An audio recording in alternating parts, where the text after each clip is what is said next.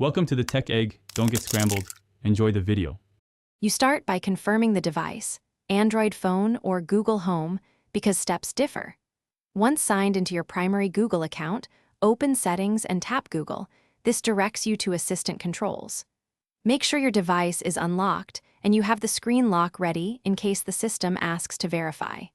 Quickly check for multiple accounts and select the one tied to the Assistant to avoid disabling the wrong profile.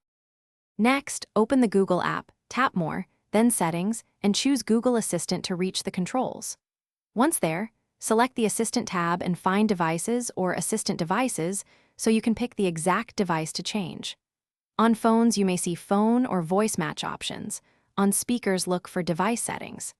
Carefully review wake words and voice match entries, because toggling these off prevents accidental activation while preserving other device functions. Finally, toggle off Google Assistant or disable voice match on the chosen device. This stops the wake phrase from activating the assistant.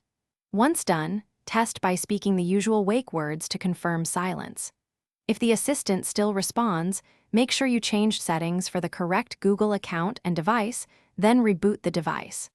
If problems persist, revisit assistant settings and repeat the disable step. A quick reboot.